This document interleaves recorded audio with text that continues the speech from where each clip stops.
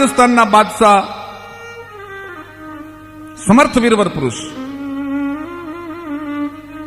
કવિતા અને કલાનો જેના દરબારમાં નવ નવ રત્નો રહેતા અકબર શાહને લખવું પડ્યું છે કે જાકો જસ હૈ જગત મેં જગત સરાહત તાહ તાકો જીવન સફલ હૈ કહત અકબર શાહ. જે માણસનો દુનિયામાં જસ છે એને જગત યાદ કરે છે. પ્રાણ ખોળિયામાં હોય ત્યાં સુધી જગતના ચોકની માલપા નેક ટેક વચન માટે થઈને જે જીવ્યા હોય, જેને સમર્પણ કર્યું હોય એને જગત ભૂલતી નથી. કવિ એમ કે છે કે દ્રવ્ય જાતા રાખે કુળ, કુળ જાતા રાખે જીવ, અને જીવ જાતા રાખી લીજે જાકો નામ લાજ હૈ. લાજ ગયે ગઈ કીર્તિ, અને કીર્તિ ગયે ગયો માન, પછી માન ગઈ જીવત હૈ મૃત્યુ કો સમાજ હૈ. આ જગતના ચોકમાંથી માન ગયા પછી જીવવું, કીર્તિ ગયા પછી જીવવું, આબરૂ ગયા પછી જીવવું, એ મૃત્યુ બરાબર છે.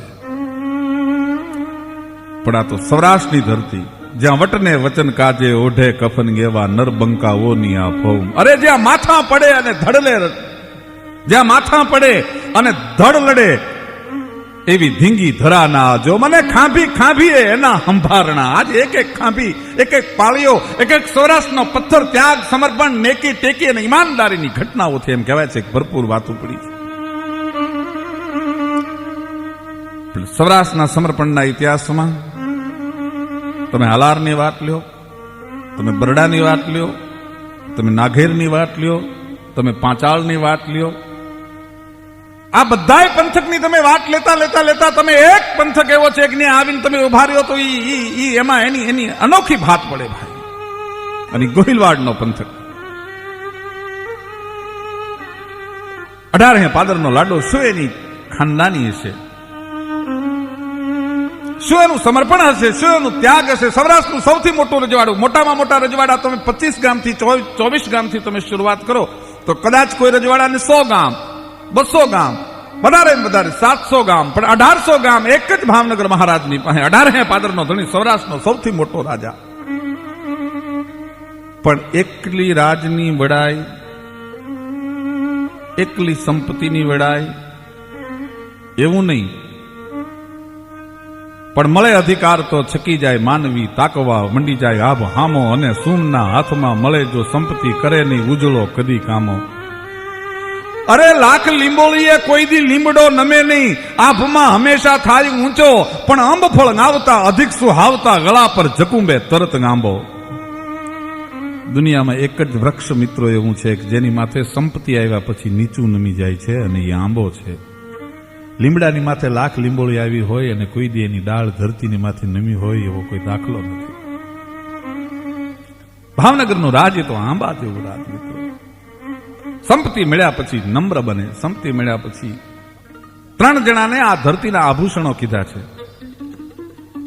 સબલ ક્ષમા, નિગર્ભ ધની, કોમલ વિદ્યાવંત, ભૂભૂષણ નર તીન હૈ, બીજા તો ઉપજત ખપત અનંત. બીજા તો હજારો જીવ આ દુનિયામાં આવીને કીડા મકોડાની જેમ વયા જાય છે, પણ સબલ ક્ષમા, બળવાન હોવા છતાં જેનામાં ક્ષમા આપવાની ત્રેવડ છે, તાકાત છે.